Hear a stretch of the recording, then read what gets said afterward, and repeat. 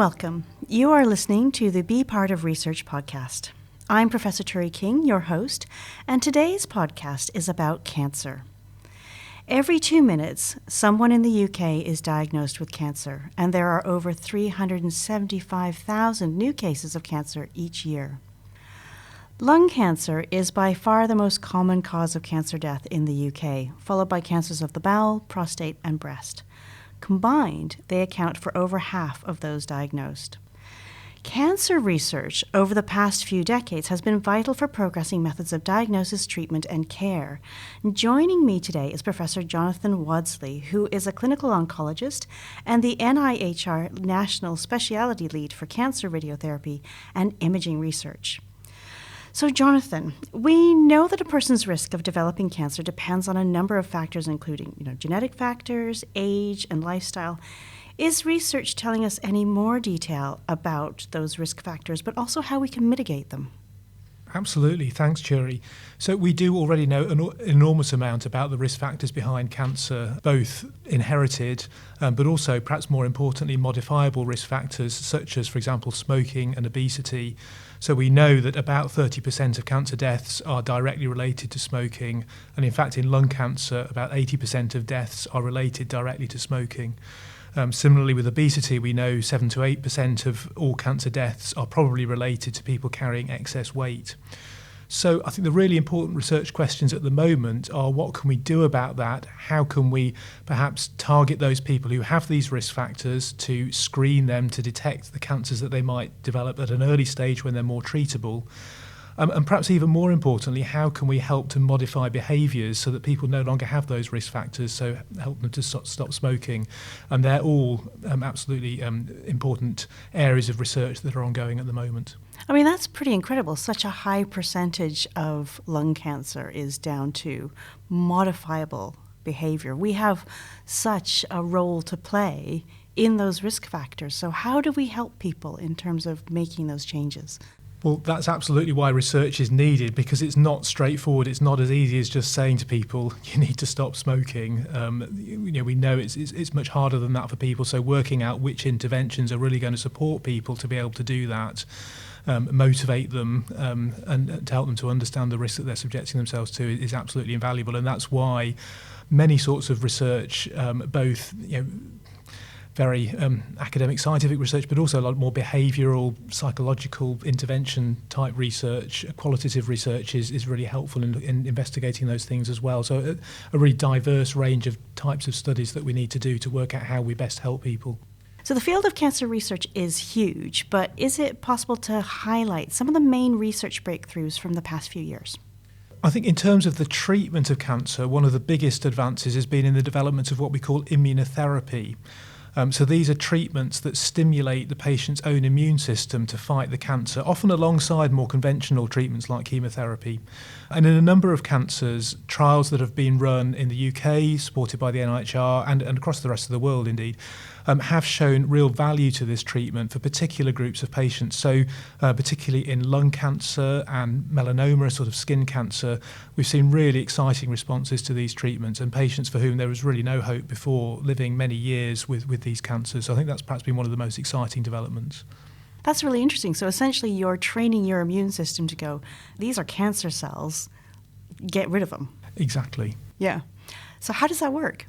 Well, we know that many cancers have developed ways of evading the immune system, and that's how they grow and become cancers. So essentially the treatments block those mechanisms that the cancer cells have to evade the immune system to allow the immune system to do its job and destroy the cancer cells. We know that there are remaining challenges. So even in the groups of patients that stand to benefit from these treatments, not everybody does benefit, and we need more research to work out which patients are going to benefit from these really very expensive drugs and which patients are we just wasting time and money giving them those treatments. We need to find better treatments for those patients that they still don't work for. And also, really importantly, we need to do research to work out how we optimise the treatment. So these treatments may go on for many months and even numbers of years, with patients having to return to hospital for ongoing injections. And it's great that it's working and controlling the cancer, but obviously there is expense associated with it, there are side effects associated with that, and inconvenience for patients. So really important NIHR-sponsored research is currently looking at what is the necessary duration of these treatments? How long do we need to carry on? Can we give shorter treatment duration but still get the same level of benefit, for example? So this is where research is really important, because it helps you, therefore, to find what's the balance in this, in terms of what's the correct dosage, what's the best way to do this. Exactly. And how do we best avoid side effects? Because with any treatment, there inevitably will be side effects that have an adverse effect on quality of life. So what impact have these findings had on those living with cancer? So, well, as I've said, for a proportion of patients with these cancers like lung cancer and melanoma, it really has transformed from the cancer being an absolute death sentence and survival of only a small number of months into patients being able to be long-term survivors and living numbers of years, and in some cases even being cured of cancers where there was just no hope of that before. So in these small areas and small subgroups of patients, it made an absolutely massive difference. We sometimes hear it said that cancer is no longer the death sentence it once was. Is that your view? And if so, what part does research play in making that the case? So sadly, it depends very much on the sort of cancer that we're talking about. So there's been huge progress in numbers of cancers. So breast cancer is perhaps the best example. Breast cancer is a very common cancer. And we know as a result of studies into optimizing treatments, so surgery, radiotherapy, chemotherapy, newer drug treatments, survival rates have improved dramatically over the last 30 years. And we're now in a situation where almost 90% of women with breast cancer live 5 years, and therefore we can reasonably assume are likely to have been cured. Sadly, though, with other cancers, so lung cancer, pancreatic cancer, one of my areas of interest, we're doing much less well. So for those cancers, we know fewer than 20% of patients survive 5 years. The outlook is still very poor, and there's a need for much more research to find better treatments for those groups of patients. So you've said breast cancer has had this massive kind of leap forward in sort of survival rates. Is that because it's a cancer that's had a lot more research than other cancers? The reasons behind the differences are complex. Part of it is the nature of the disease and the effect it has on patients.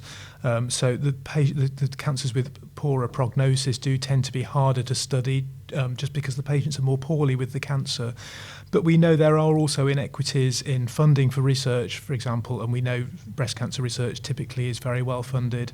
Historically, research into pancreatic cancer hasn't been so well funded. So it's not as straightforward as just the money, but there are differences, yes. Can you give some examples of the types of research that's currently happening in the UK?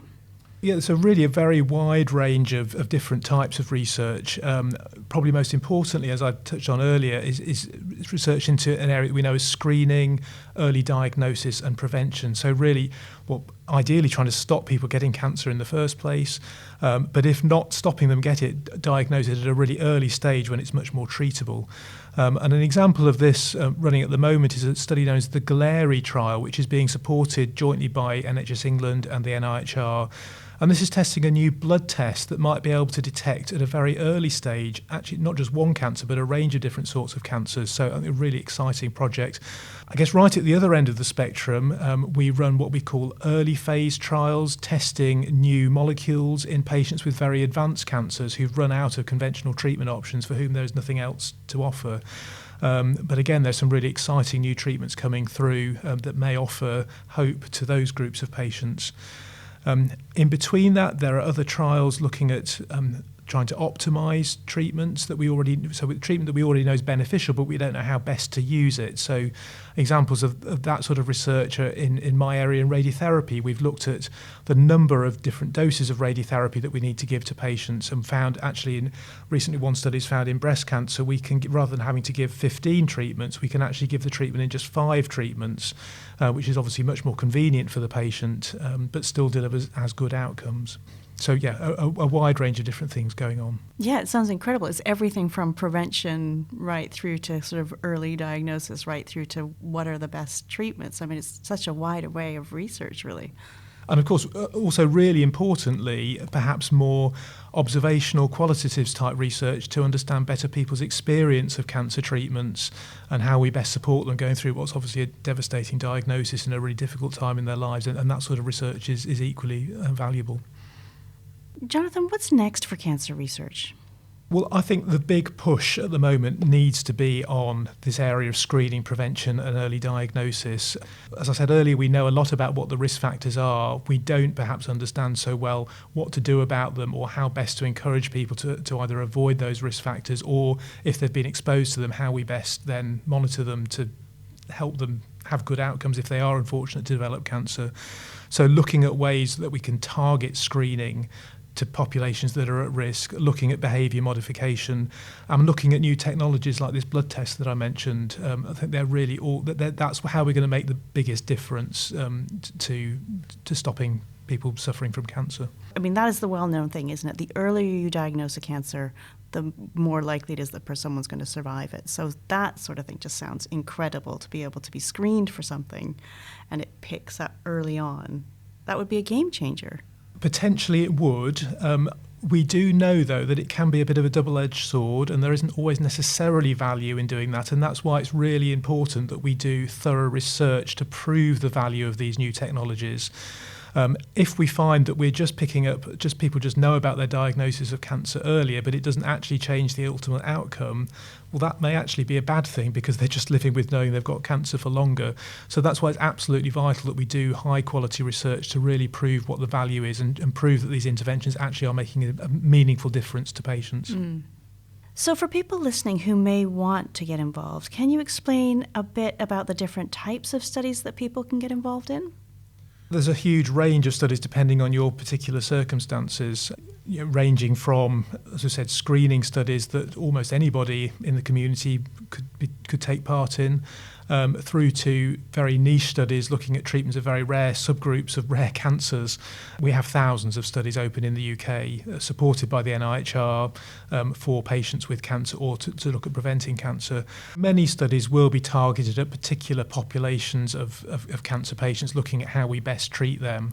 And increasingly, studies are even more targeted. So rather than being for any patient with breast cancer, it will be patients with a particular sort of breast cancer at a particular stage or with a particular genetic change. Because cancer medicine is becoming more personalised, our studies are becoming more targeted and specific to particular populations of patients. So what might they be expected to do if they're accepted onto a study? That would depend very much on the nature and the type of study that they were taking or being asked to take part in. But the first step would always be to gain adequate information about what's involved. So that would involve being provided with very detailed written information and usually also having the opportunity to meet with a member of the study team, often a research nurse, to chat through exactly what's being done, what the ask would be, what the commitment would be, what the benefits or risks of taking part in the study would be. And it's important to say that taking part in a clinical trial is always a voluntary thing. We don't coerce people into it, but I would hope to be able to have a conversation to determine whether it's something that's the right thing for you. So it sounds like it really varies depending on the study, but what really comes across is that everyone is supported through the process. Absolutely, and we work very hard to make sure that patients are well supported. And I think that's one of the real benefits actually of taking part in research, is that often it means that you have better support and closer monitoring than you would do if you were receiving routine care, because we think it's so important that people who are willing to give their time and take an element of risk, I guess, to take part in the study are well looked after and well cared for. So what are the different types of studies that people can get involved in? So really there are many, many different sorts of studies that we run. So we've talked about the screening studies, and that just involves giving a blood test that we then analyse. We may be doing studies testing new treatments, new drug treatments, or new ways of giving radiotherapy, for instance. But also really important qualitative studies. So I've recently been involved in a study looking at trying to investigate why patients experience so much fatigue after they've received treatment for cancer, and that just involves an interview and filling in some questionnaires to help researchers understand what it is that causes the fatigue and how we might be able to better help to alleviate that. So really a very wide range of different things that we investigate. I suppose the other thing is that it's not just in hospitals either that people can take part. No, absolutely. And we're keen to reach as wide a population of people as possible. It's really important that we have a wide and diverse population of people taking part in research, so that we know that the findings that we then generate are generalisable and applicable to our whole population.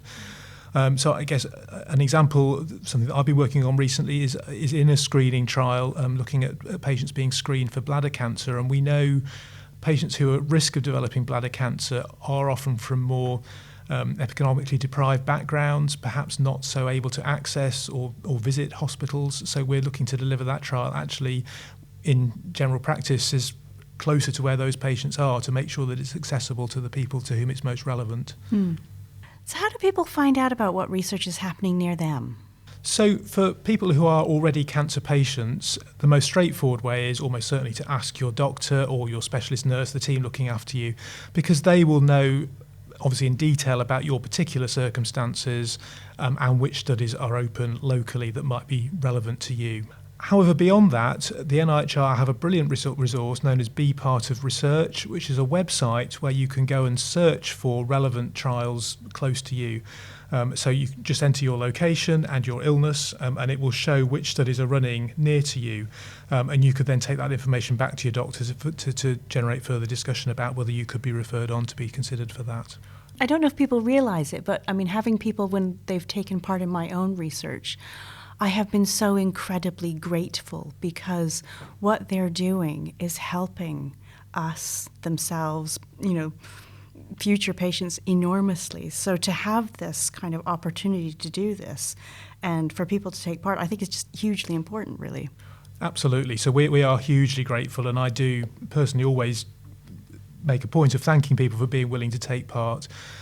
I have to say, for many patients as well, that they're very grateful to do something that they feel is going to benefit other people. One of the illnesses that I look after is a particularly aggressive form of thyroid cancer for which there is very little treatment available. And we're running a study asking patients to just donate some tissue, a biopsy that's already been taken from their cancer, to allow us to do other research. And I think that's been one of the most positive things for that group of patients. People are just so glad to know that although their outcome is likely to be poor, the information about them may help other people in the same situation in the future. And that's just been such a positive thing that people feel that they're at least maybe giving hope to others has been a really positive thing to be able to offer. So if there's one thing you wanted people to remember from this podcast, what would it be? So I think the key message is that doing clinical research is absolutely vital to delivering high quality healthcare. We've seen this through the pandemic. This is why we have vaccines, why we're able to meet face to face today even. So doing research is good for you as a patient. We know patients who take part in research have better outcomes, but it's also good for the community, for patients in the future, because it's the way that we generate better treatments moving forward. Thank you for making this podcast possible and sharing your experiences with us. We hope you enjoyed listening. If you'd like to read the show notes for this episode or listen to the other podcasts in this series, visit www.bepartofresearch.ac.uk.